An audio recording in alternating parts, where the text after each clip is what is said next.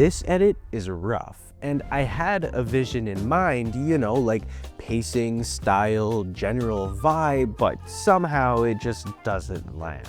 If you've ever felt like this, you're not alone, and don't start blaming yourself, because the reality is, it's not your edits or your ideas, it's just you haven't tried experimenting enough. In this video, I'm going to break down 5 editing techniques that I use when something feels off, and I'm going to apply each one to this broken edit until everything starts to feel right.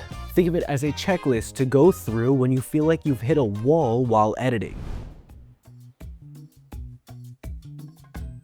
Now, right now, this sequence has no rhythm at all. I can see that by looking at where my current cuts are and comparing it to the music track. And it's creating a disconnect between the visuals and the emotion from the music. Watch how when I hit play, there's no sense of pace. The visuals feel completely out of place and nothing really aligns with the beat or the movement. So to fix this, I'm going to take my raw footage and a clean section of my music in the timeline. I'm going to expand the audio layer in the timeline so I can see the waveforms, and if you look closely, these peaks here are each drum beat in the song. So as a note for myself while editing the footage later, I'm going to place cuts where each beat repeats, or for a quicker way, you can align an adjustment layer right in between the end of one kick and the start of the next, and then just copy and paste that throughout the timeline. Now when you're starting to chop the batch of new raw footage, you can use these markers as a guide so each cut or transition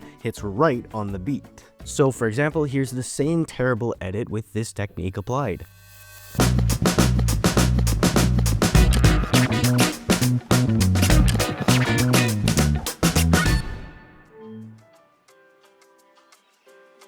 So for this one, the issue is more in how I approached organizing my footage. For the original edit, I basically just dumped everything I shot onto the timeline, threw a music track underneath and tried to edit in real time. And that never works. It creates all those awkward, jumpy moments that don't lead anywhere. To fix that, I treat my footage as if it's a puzzle. So, step 1, go back to your bin and actually look through every second of footage.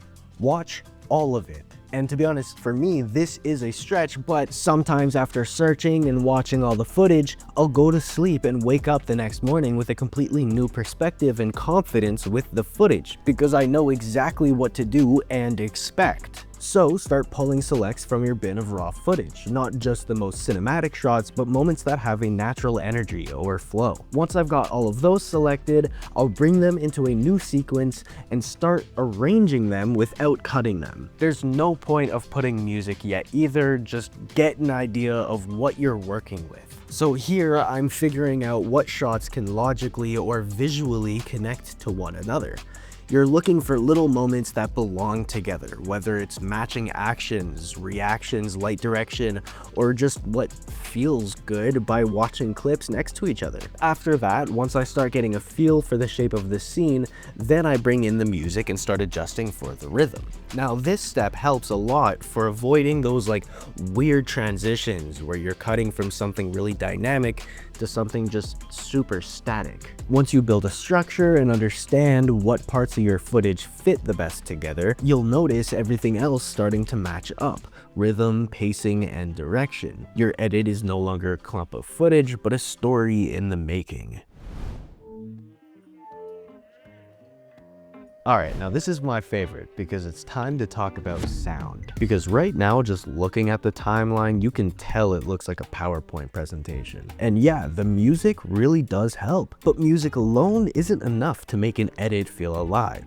So here's what I do. First, I mute the music and start building an organized section in my timeline, expecting exactly how many layers I will need and where each Foley should go. Each scene needs a different treatment. A slow gasp for air moment might just need soft ambience and subtle room tone. Or what if it's a high energy section? Layer that bitch up with Foley, impact hits, risers, maybe even a distant whoosh just to punch the transitions. But the point of this isn't just to fill this up with noise. It's about about finding what sound effects actually fit the moment. Quality over quantity. I mean, unless you're editing a shitty Netspend edit. The point is, sound should support the rhythm and emotion of each scene. You don't need to fill in all 10 layers. Now, the last step is to balance it all, because at the end of the edit, nothing should be fighting the music. Think of it as like seasoning. If you can taste your spices more than the main dish, you've gone too far. Now, this is where I see people go crazy over, and I'm talking about transitions. This is one of the easiest places to overdo it, and one of the main reasons an edit starts to feel off. Too many transitions in your edit and it'll start to feel like you're patching a flat tire with duct tape, especially if you're using transitions to cover weak footage or force fake vibes. No matter what, it's gonna show, and not in a good way. So, what's the fix? I'll tell you. Ask yourself, why is this transition here? Does it move the story forward? Does it match the pacing? If not, you probably don't need it. Simple match cuts, even just clean motion between shots, can often work better than throwing on a transition preset just because it's trendy. You can still get creative, but make sure your transitions actually connect to the shots, not just slamming them together. A good transition should feel invisible and not like a filter you threw on last second. When in doubt, use fewer transitions, but use them better, because intent always beats intensity every time. And if you're looking for clean transitions that don't wreck your pacing, I've placed a couple of links in the description.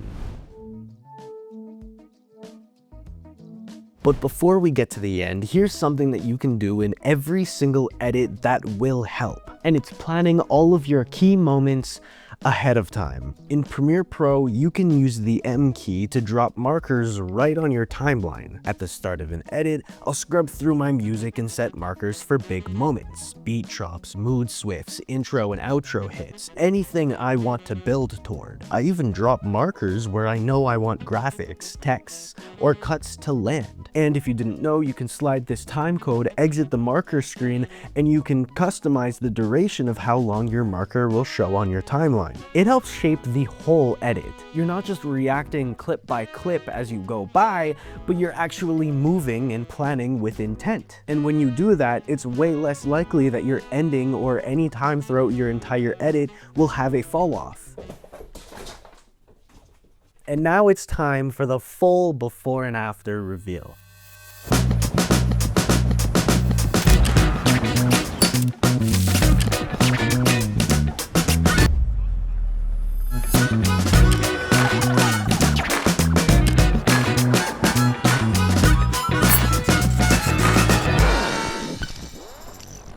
If this helped, let me know which technique actually helped you out. And if your edit still feels a little bit off, feel free to ask any questions in the comments. I would love to reply to them. Keep building in your timeline, keep experimenting in your timeline, and most importantly, trust your creativity. And don't forget, the rest are just tools.